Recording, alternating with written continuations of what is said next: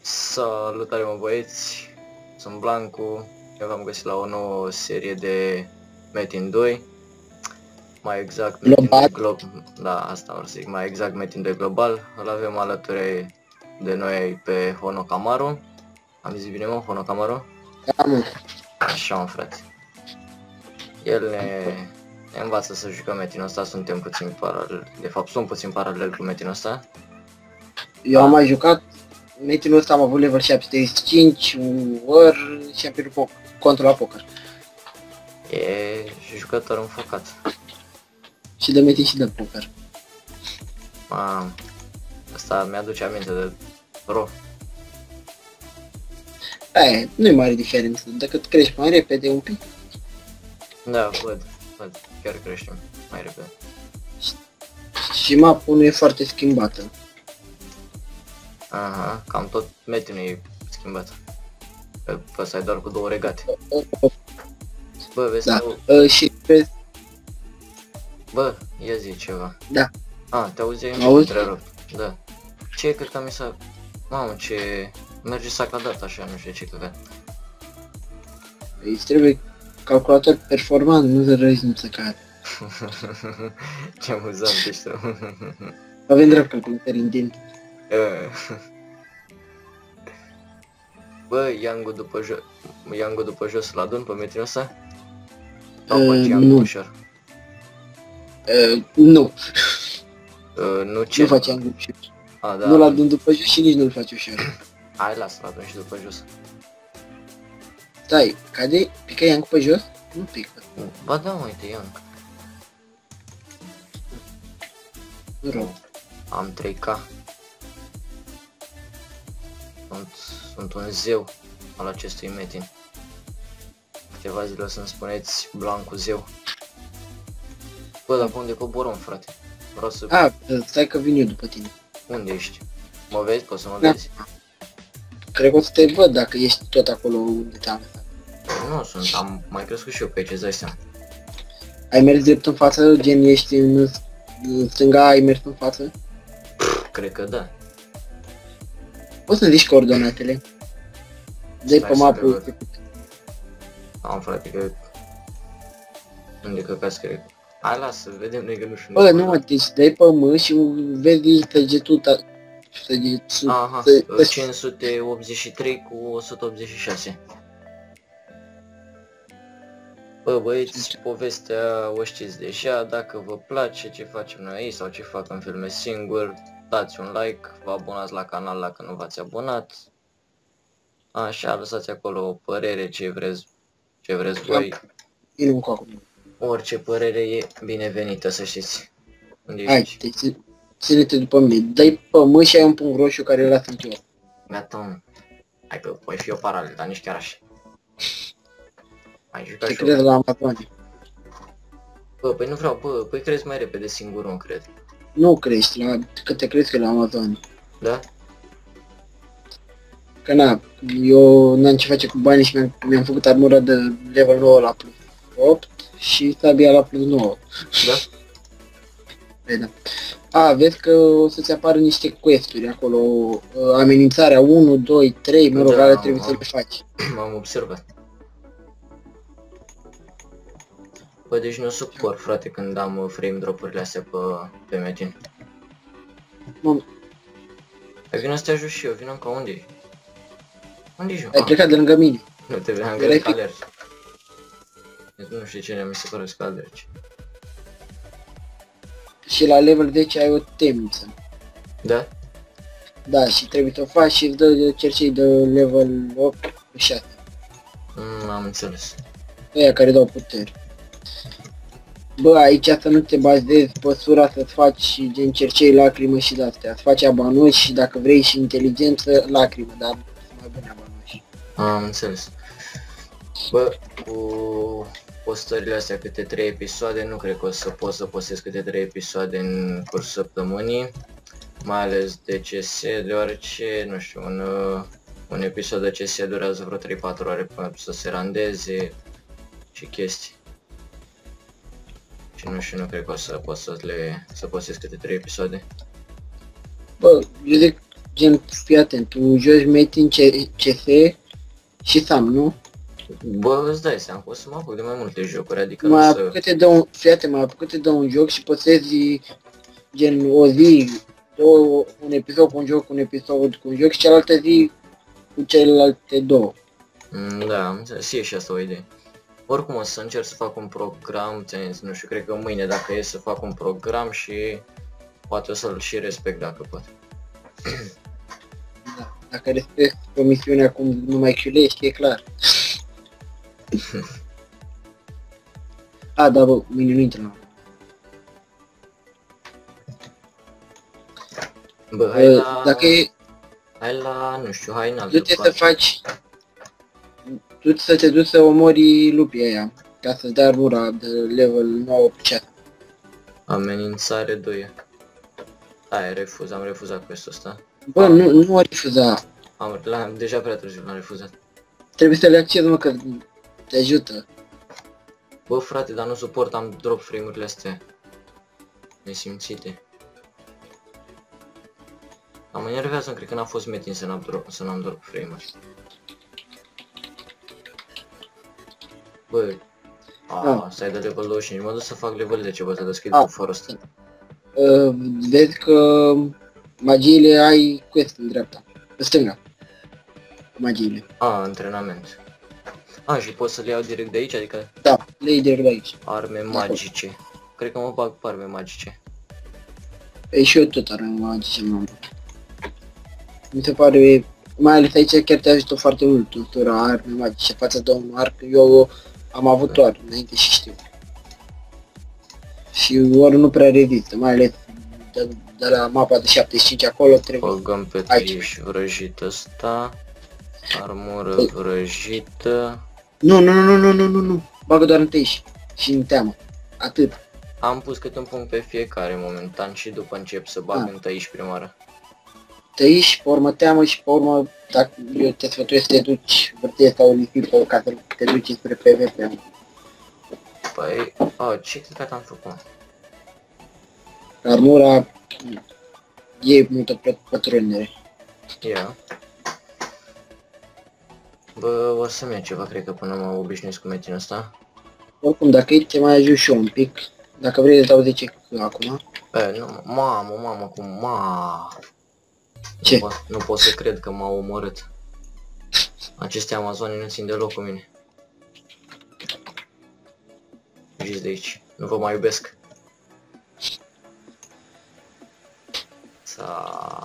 Bă, ce drop frame-uri am, bă, mâncați aici gura, cum să... Da, vezi că nu intră toate magiile la 17 puncte, trebuie să bați capitanul bestie pentru pergament reset skill. Da? Da. Bă, fii atent, uite, mă lași măcar să-ți dau un FMS plus 9. Praf, e un căcădu ăia. Da, mă, frate, încă. Unde ești? Ăsta e X. Tot la mitic ăla. Bă, mamă, îmi vine să dau una în laptop ăsta. De ce, mă? Da, că am drop frame-uri. Stai că poate găsesc unul așa, o pagubnit de 30 prin shop. Știi că aici e licitație, ai în dreapta, în stânga la inventar, acolo ai licitația. Ai item, inventar pentru cărți, pentru upgrade-uri. E prea șmecher uitul ăsta, adică e foarte. E gândit destul de bine. Glift alchimie, dar se bagă doar pe șarfe. Am înțeles. Încă facem și noi level 15 în episodul ăsta. Îți iau unul cu pagubnit de 31? Ia, da.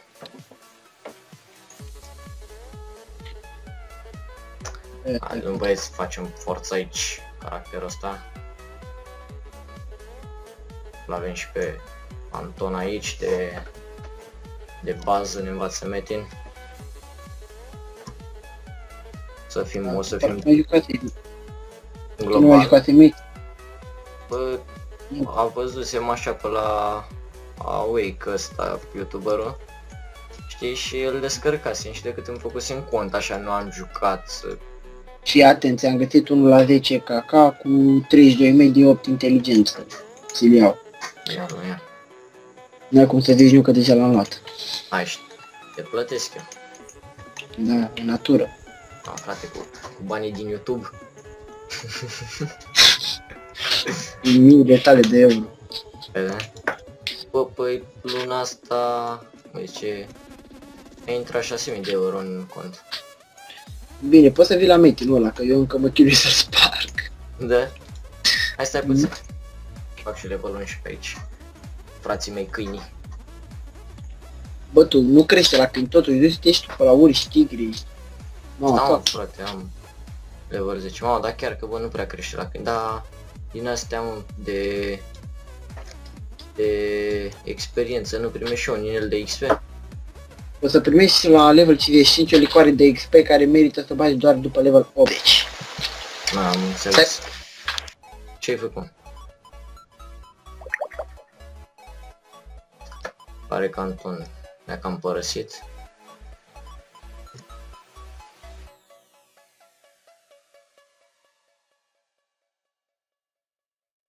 Haide, perioada Amazon, că mori.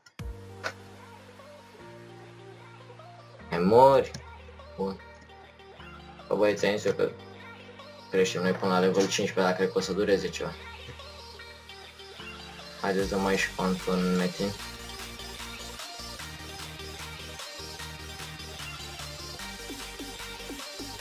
Cred că o să dureze ceva.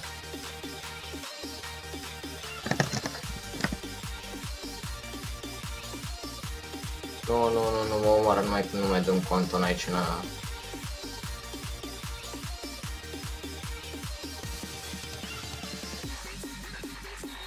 Of.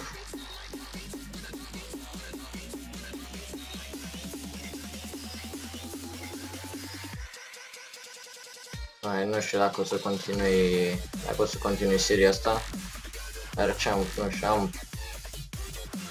frame drop-urile astea nesimțite și mă enervează rău de tot.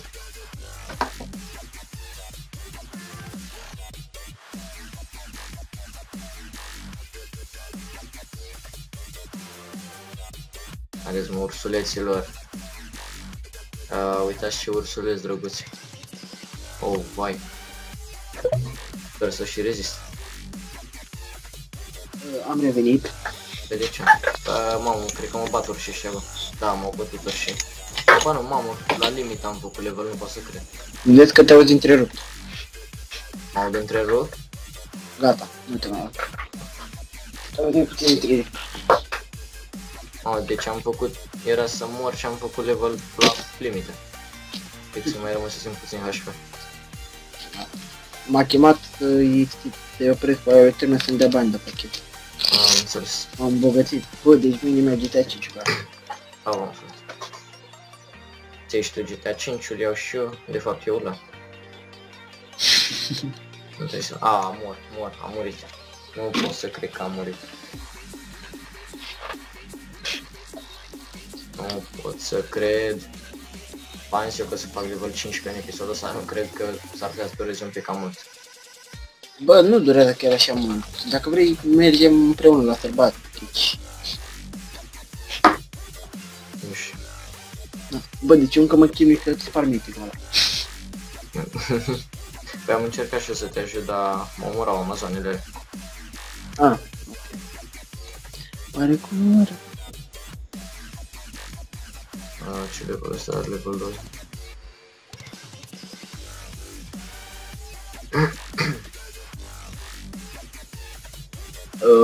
Și dacă e următorul episod, îmi faci tu când ai și tu level 30 pe acolo ceva experiență. Mor, am murit. Băi, frate. Așa e, bă, mamă, cum să poate așa ceva? Am murit, bă. Inaccesibil. Visibil. Am frate, bani niște... temniță. De ce?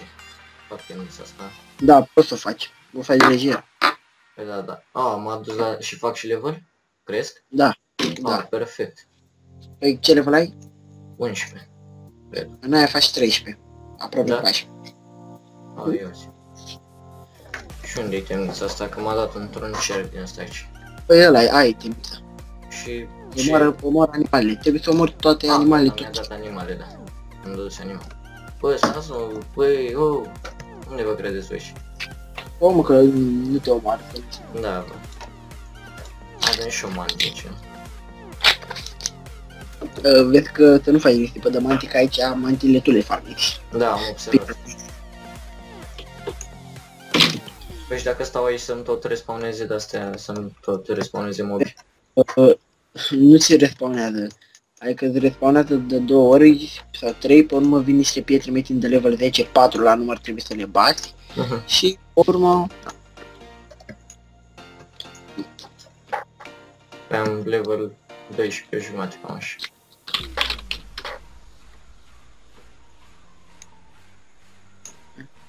Bă, iau și sulițele astea și toate astea le dau la magazinul, cine era? Nu merită. Alea chiar nu merită.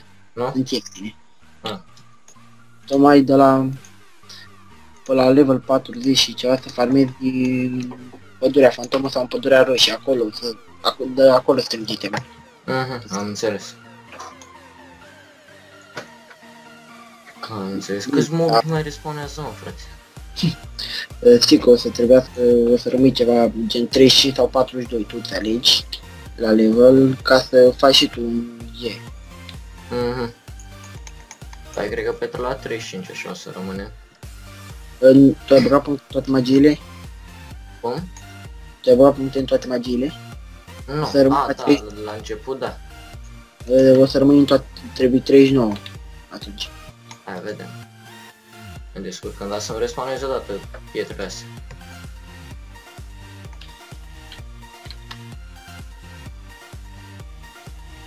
Bă, sunt level 13. Cred că fac 15 din temnița asta. Nu cred, dar să las ca tine. Și trebuie să-l bați pe tigris la sfârșit, bine. Nu e chiar atât de OP cum e Median. Da? Dar câți mai respawnează, mă? Mai sunt câți? Ai și tu.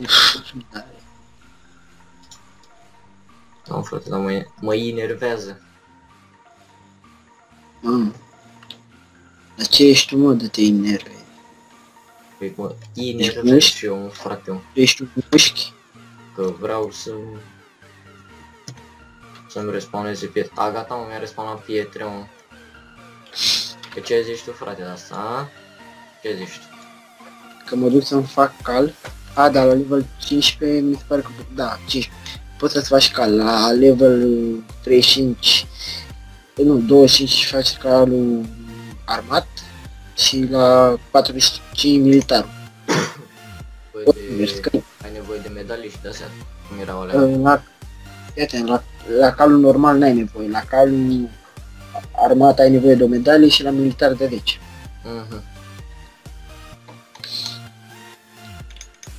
Dar banii cum îi faci, asta? Cel mai ușor? Da, cel mai ușor? Bă, nu știu, eu făceam bani din minerit și sparg pietre metin. Am înțeles. Deci 65. Bine, eu sunt... Trebuie să ai și răbdare la minerit și stai un pic. Te uiți care upgrade-uri sunt mai scumpe, stai că mă uit acum. Ce mai, că n-am mai intrat de vreo 2 săptămâni. Am înțeles. Deci, de exemplu, uite, dacă îți faci un level 42, Da? farmezi la broască. La broască? E 2 pulpe de broască, da, e 2 cu pulpat de broască, deci e ruper. Da. Dar o fi drop-ul cât de cât bunicel sau? Hai să zicem pe oră ai face cam 15-20, cam așa pe oră. Bine, e un moment în care trebuie să muncești. Da, pe 6 am plac, adică nu e nici PVM hard, nici...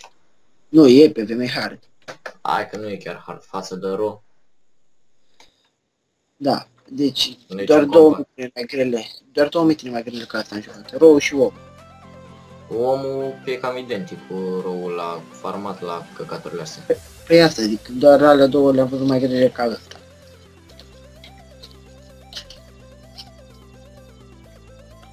Oricum e destul de șmecher, e bine gândit, e Se vede că e muncit.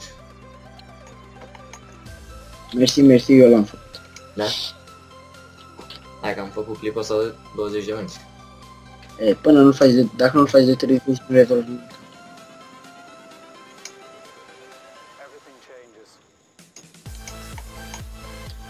Moară 15 tigri.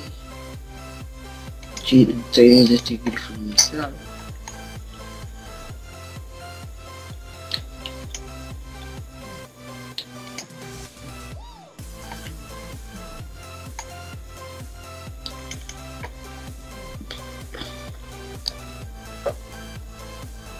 Haide, mă. Bă, cred că mă fac. Încă n-ai ieșit din temniță? Nu, abia am spart 2 metine, aproape al doilea metin. De fapt, stai că pe temniță... Na, la început stai cam vreo 50 minute. Ma, Ce să bagă ca mașină de timp. aproape level 14. E, bă, cred că îmi retrag cuvintele, băieți, îmi pare rău, dar cred că îl facem până level 15, ăsta 14 și gata, că deja l-am făcut prea lung. Dau și la asta o grămadă să se randeze. Lasă-mă că ai timp. Eu deja am pe și eu ce cred că nu aștept acum să văd dacă merge GTA-ul. Bă, nu mai am răbdare, mă. Îți merge. Și mai durează o oră și 24 de minute.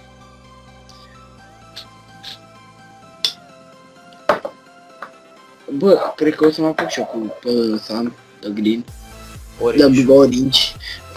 Da, cred că am mai zis de 2 ori azi. Bă, după pietrele astea metin, ce mai dă? Trebuie să-l omori pe tigrit și te duci și se apare un capitan de la o suliță mare și te duci la el și zici că ai terminat și îi zici aia, bă fraiere, dăm cercei. Am înțeles. Zi dă.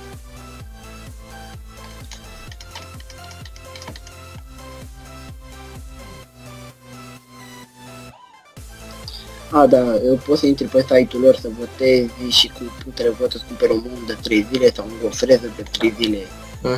Mod, ce, pietre metri, ce vrei tu. Am înțeles.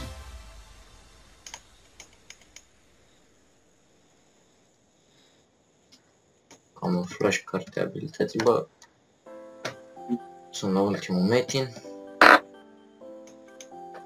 Deci o să mai dureze 5 ore.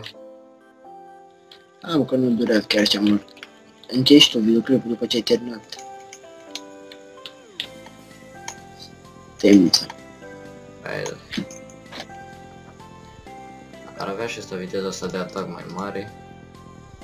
Da, asta e nasul la sura, dar compensează apărarea și regenerarea lui.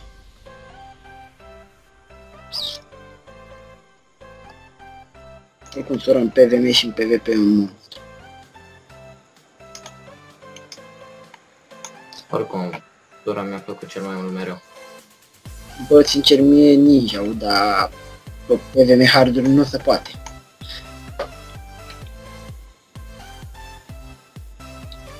Gata, am aproape și ultimul metin.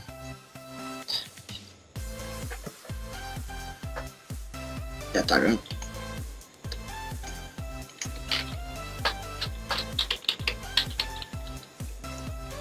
Haide, un metinule, mă.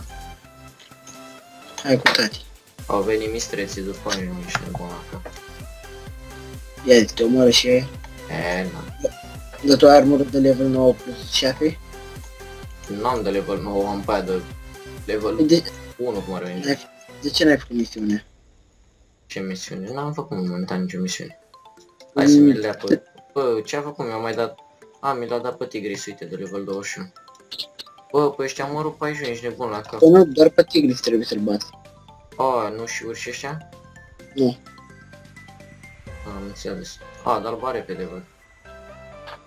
De ce ți-am zis că nu e chiar așa de OP? O văd, dar ia și el HP frumos. Dă băiat, nu se încurcă. Dă-mi timica în curva lui. Să știu. Da, las, că am dat eu ca surd, un clopot am dat. Bă, eu pot să mai stau pe aici să mai... A, mi-au omorât toți orși.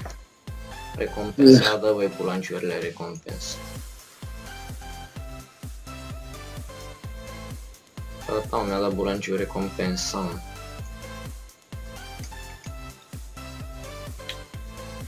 Și ți-a dat ceva frumos? Păi nu știu, stai că acum se încarc.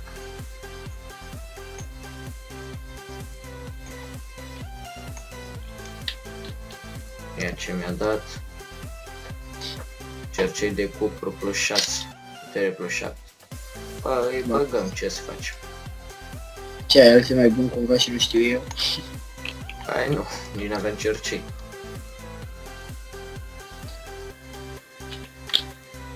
Haide mă, păi să facem level 15, că tot am zis de la început că mai avem foarte puțin și... Dacă e să vii să dau FMS-ul, pe unde ești? Sunt la un metin, stai să faci level 15 și... A venit un bulangiu de level 22 pe șama și pe tine să mă piși, că nu mă lași. Cumva ceva cu capa? Nu, AGL 7. Și ăla s-a băgat peste mine, amândoi, deci sunt niște... Și cred că te văd și cred că mă bag și eu peste mine tău. Așa. Bulangiile.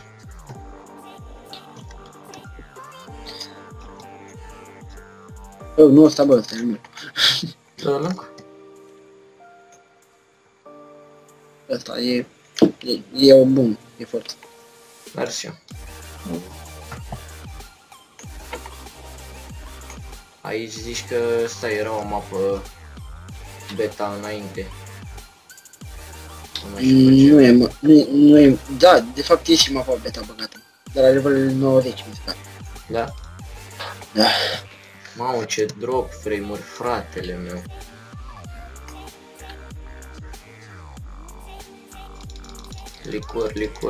Licori. Hai, fă level repede, fă atât, level 15. Bun, bă, băieți, am făcut și level 15. 15, mă, gramatul. Mă. Nu se supăra abonații mei pe mine. O să ne oprim aici cu episodul ăsta. Deja l-am lungit cam mult. Bun, eu am fost Blancu, povestea o știți deja. Dacă v-a plăcut episodul, dați și voi un like, vă abonați la canal, un share să vadă și prietenii voștri. Eu am fost Blancu, Nocamaru a fost cu mine, Nocamaru? Da, mă, Nocamaru. Învață-și tu. Nocamaru a fost cu mine, v-am salutat și v-am pupat, seară bună, ceau prietenii mei!